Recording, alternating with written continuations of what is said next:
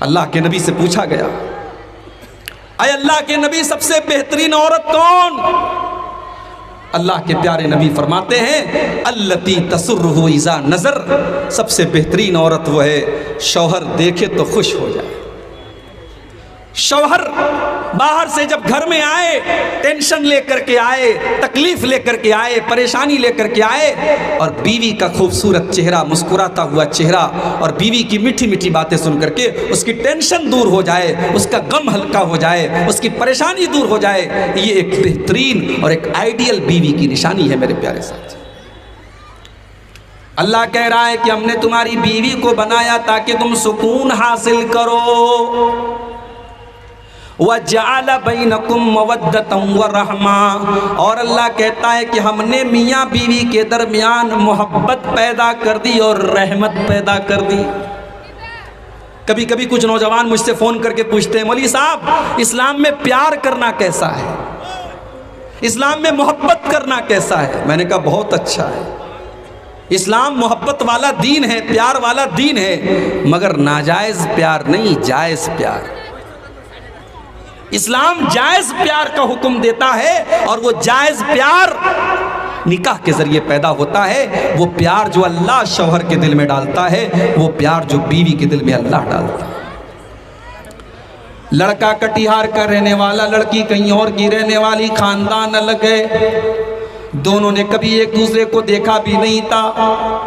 لڑکے والوں نے جا کر کے لڑکی کو دیکھا، لڑکی پسند آئی، رشتہ طے ہو گیا، نکاح ہو گیا، لڑکی دلہن بن کر کے گھر میں آئی۔ ساری زندگی دونوں نے ایک دوسرے کو کبھی دیکھا نہیں تھا، لیکن شادی ہو جاتی ہے اور 2-4 روز کے بعد اتنی محبت پیدا ہو جاتی، اتنا پیار پیدا ہو جاتا ہے۔ لڑکا نوکری کے سلسلے میں اپنے شہر کے باہر جانے لگتا ہے، کٹیہار سے باہر جانے لگتا ہے، دلی، ممبئی، کلکتہ جانے لگتا ہے۔ اس کی 4 دن کی آئی ہوئی بیوی کی آنکھوں میں آنسو آ جاتے ہیں، وہ رونے لگتی ہے، وہ ہاتھ پکڑ کر کے شوہر کو منع کرتی ہے مجھے چھوڑ کے نہ جاؤ، مجھے اپنے ساتھ لے کر کے جاؤ۔ او لوگو یہ محبت اس عورت کے دل میں کس نے ڈالی؟ اس شوہر کے دل میں اس بیوی کی محبت کس نے ڈالی؟ قرآن کہتا ہے یہ محبت سوشل میڈیا کے ذریعے پیدا نہیں ہوئی، یہ محبت فیس بک کے ذریعے پیدا نہیں ہوئی، یہ محبت انسٹاگرام کے ذریعے پیدا نہیں ہوئی۔ وَمِنْ آيَاتِهِ أَنْ خَلَقَ لَكُمْ مِنْ أَنْفُسِكُمْ أَزْوَاجًا، ہم نے تمہاری بیویوں کو بنایا تاکہ تم ان سے سکون حاصل کرو۔ وَجَعَلَ بَيْنَكُمْ مَوَدَّةً وَرَحْمَةً، اور ہم نے میاں بیوی کے دل میں ایک دوسرے کی محبت پیدا کر دی۔ اور ایک بات بتاؤں، میاں بیوی کے رشتے کو اللہ نے کیا کہا ہے قرآن میں؟ ہن لباس لکم وانتم لباس لہن، مرد اپنی عورت کے لیے لباس ہے اور عورت اپنے مرد کے لیے لباس ہے۔ لباس کا مطلب سمجھتے ہیں؟ میں بلیزر پہن کے بیٹھا ہوں آپ کے سامنے، کیوں صاحب؟ میں ٹی شرٹ پہن کے کیوں نہیں آیا؟ کیونکہ مجھے پتا ہے کہ مجھے بلیزر اچھی لگتی ہے۔ ہمارے بہت سارے نوجوان ٹی شرٹ پہنتے ہیں، ان کو یہ لگتا ہے کہ صاحب ہمارے اوپر ٹی شرٹ اچھی لگتی ہے۔ عورتوں کو دیکھیے کتنا پیسہ خرچ کرتی ہیں اپنے کپڑے کے اوپر۔ کپڑا اور لباس انسان کو زینت دیتا ہے، انسان کو سجاتا ہے، انسان کو خوبصورت بناتا ہے۔ اللہ فرما رہا ہے کہ ہن لباس لکم وانتم لباس لہن، پتی اپنی پتنی کے لیے لباس ہے، پتنی اپنے پتی کے لیے لباس ہے، یعنی دونوں ایک دوسرے کے لیے زینت ہیں، ایک دوسرے کی خوبصورتی ہیں۔ اگر مرد کی زندگی سے عورت کو نکال دیا جائے، اگر عورت کی زندگی سے اس کے شوہر کو نکال دیا جائے، ان کی رنگین زندگی بلیک اینڈ وائٹ ہو جائے گی، ان کی زندگی سے خوبصورتی ختم ہو جائے گی۔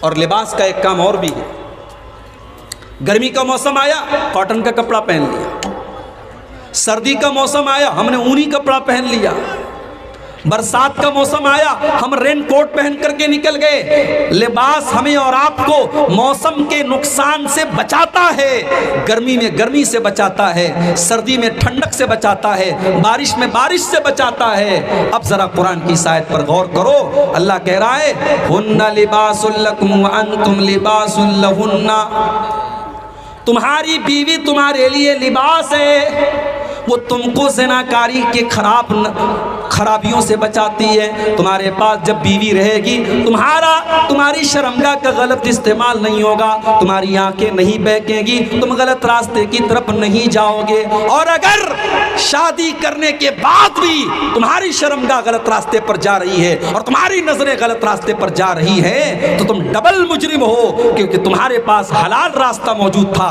اس لیے اسلام یہ کہتا ہے اگر شادی شدہ مرد یا شادی شدہ عورت اگر زنا کرتی ہے اور کسی غیر کے ساتھ تعلق قائم کرتی ہے تو شادی شدہ مرد اور شادی شدہ عورت کو سزائے موت دے دی جائے گی، اس کو پتھروں سے مار مار کے ختم کر دیا جائے گا، کیونکہ وہ مجرم نہیں ہے، وہ ڈبل مجرم ہے، اس کے پاس تو اپنی خواہش کو پورا کرنے کے لیے حلال راستہ موجود۔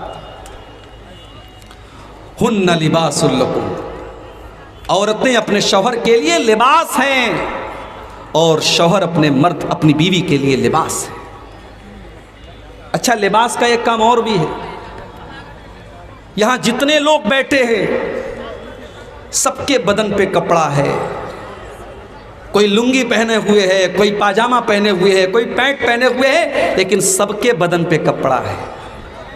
اگر اس پورے جلسے میں کوئی اچانک سے آ جائے جو بالکل ننگا ہو، اس کے بدن پہ کپڑا نہ ہو، تو پہلی نظر میں ہم کہیں گے کہ یہ آدمی پاگل ہے، یہ آدمی پاگل ہے۔ اگر یہ صحیح ہوتا تو یہ ننگا نہ ہوتا۔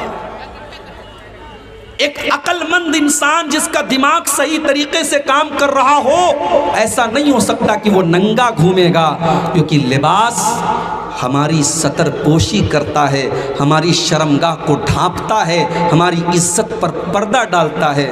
اب ذرا قرآن کی اس آیت پر غور کرو، ہن لباس لکم وانتم لباس لہن، تمہاری بیوی تمہارے لیے لباس ہے، تم اپنی بیوی کے لیے لباس ہو۔ وہ تمہاری عزت پر پردہ ڈالتی ہے، تم اس کی عزت پر پردہ ڈالتے ہو، وہ تمہیں چھپاتی ہے، تم اسے چھپاتے ہو، تم دونوں ایک دوسرے کے لیے پردہ ہو، پردہ۔ اسی لیے اللہ کے نبی نے سختی سے منع کیا ہے۔ سہاگ رات کے بعد لڑکے اپنے دوستوں سے شیئر کرتے ہیں اپنی باتیں، اسلام نے قطعی طور پر حرام کیا ہے۔ بیڈ روم کے اندر میاں بیوی کے درمیان جو باتیں ہو رہی ہیں، جو محبت ہو رہی ہے، وہ میاں بیوی کے درمیان کا ایک راز ہے، ایک سیکرٹ ہے۔ اس سیکرٹ کو آپ کو کسی کے سامنے ظاہر نہیں کرنا ہے۔ خبردار خبردار، کوئی عورت اپنی سہیلیوں کو نہ بتائے، کوئی مرد اپنے دوستوں کو نہ بتائے۔ اللہ کے نبی نے منع کیا ہے۔ کیوں منع کیا ہے؟ فرمایا ہن لباس لکم وانتم لباس لہن، تم دونوں ایک دوسرے کا لباس ہو، اور لباس کا کام تو پردہ ڈالنا ہوتا ہے، لباس کا کام بے پردہ کرنا نہیں ہوتا۔ اللہ اکبر، یہ محبت ہے جو نکاح کے ذریعے پیدا ہوتی ہے میرے بھائی۔ اسی لیے اسلام نے نکاح کرنے کا حکم دیا اور نکاح کو آسان بنانے کا بھی حکم دیا۔ اللہ کے نبی فرماتے خیر النکاح ایسرہ، سب سے زیادہ برکت والا نکاح وہ ہے جس کے اندر سب سے کم خرچ کیا جائے، سب سے آسانی کے ساتھ نکاح ہو جائے۔ اسی لیے اللہ کے نبی نے نکاح کو آسان کرتے ہوئے فرمایا اذا خطب، جب تمہارے لڑکا یا لڑکی کے لیے اذا خطب الیکم ممن ترضون دینہ وخلقہ، جب تمہارے لڑکا یا لڑکی کے لیے کوئی اچھا رشتہ آ جائے، دیندار گھر کا رشتہ آ جائے، اچھے اخلاق والے گھر کا رشتہ آ جائے، فزوجوہ، تو تم اپنی لڑکی کی شادی کر دو، تم اپنے لڑکے کی شادی کر دو۔ اگر تم ایسا نہیں کرو گے، الا تفعلوا، اگر تم ایسا نہیں کرو گے، تکن فتنۃ فی الارض وفساد عریض، تو زمین کے اندر بہت زیادہ فساد پھیل جائے گا، فتنہ پھیل جائے گا۔ آج فتنہ پھیل رہا ہے، فتنہ پھیل رہا ہے۔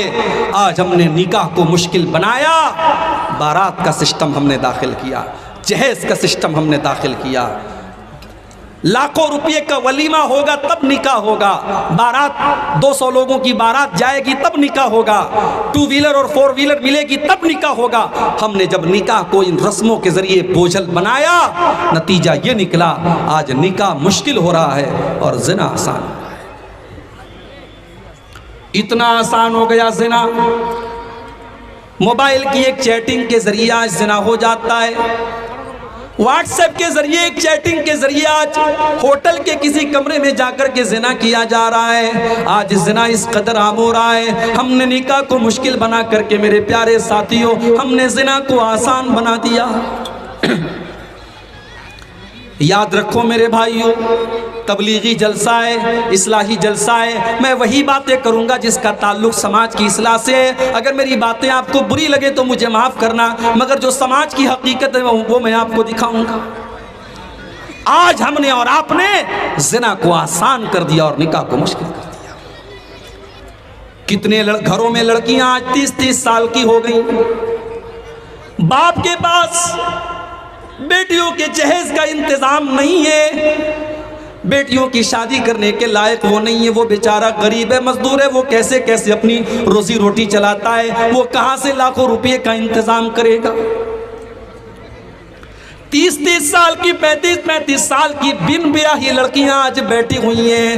میرے پیارے ساتھیوں، جو لڑکی 18 سال کی عمر میں جوان ہو چکی ہے، جس کے اندر مرد کے ساتھ شادی کرنے کی خواہش 18 سال کی عمر سے پیدا ہو چکی ہے، جس کے اندر نیچرل طور پر اللہ تعالیٰ نے وہ جذبہ 18 سال کی عمر میں رکھا ہے، اس لڑکی کو آپ نے 30 سال کی عمر تک 35 سال کی عمر تک آپ نے اس کو بٹھا کے رکھا ہے۔ اگر اس لڑکی کے قدم بہک گئے، وہ غلط راستے پر چلی گئی، اللہ نہ کرے اس نے کوئی غلط کام کر دیا، تو سوچو میرے بھائی اس کا کون ذمہ دار ہوگا۔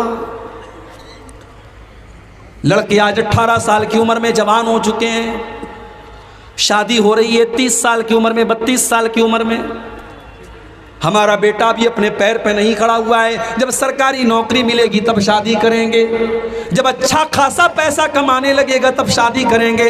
لڑکا 18 سال کی عمر میں جوان ہوا، آپ شادی کر رہے ہیں 30 سال کی عمر میں، کیا 12 سال تک وہ کیا نماز پڑھ کر کے اور تہجد پڑھ کر کے اور قرآن پڑھ کر کے اپنے آپ کو گناہوں سے بچا لے گا؟ نہیں میرے پیارے ساتھیوں، یہ بڑا مشکل راستہ ہے، یہ بڑی مشکل ڈگر ہے۔ آپ اپنے بچے اور بچیوں کو خطرے میں ڈال رہے ہیں، انہیں غلط راستے پر لے کے جا رہے ہیں۔ اللہ کے نبی فرماتے ہیں، یا معاشر الشباب من استطاع منکم الباء فلیتزوج فإنہ اغض للبصر واحسن للفرج۔ اللہ کے نبی فرماتے ہیں، اے نوجوانوں، جب تم شادی کے قابل ہو جاؤ، جب تم جوان ہو جاؤ اور بیوی کا خرچہ اٹھانے کے قابل ہو جاؤ، فلیتزوج، تو تم نکاح کر لو۔ علماء کہتے ہیں یہاں نبی نے حکم دیا ہے فلیتزوج، ہمارے علماء بیٹے ان سے پوچھ لو، فلیتزوج یہ امر کا صیغہ ہے، اور شریعت کا قاعدہ ہے کہ امر کا صیغہ وجوب پر دلالت کرتا ہے۔ جہاں قرآن اور حدیث میں حکم دیا جائے اور دوسرا کوئی قرینہ موجود نہ ہو تو وہاں امر وجوب پر دلالت کرتا ہے۔ اس لیے جس نوجوان کو زنا کا خطرہ ہو اس کے لیے شادی کرنا فرض ہے، فرض، اس کے لیے شادی کرنا فرض اور واجب ہے۔ اگر زنا کا خطرہ ہے تو اس مرد کے لیے اور اس عورت کے لیے نکاح کرنا فرض ہے۔ میرے پیارے ساتھیوں، نکاح سنت نہیں ہے، نکاح مستحب نہیں ہے، نکاح کرنا فرض ہے اس انسان کے۔ اور کیوں کرنا ہے اس کو نکاح؟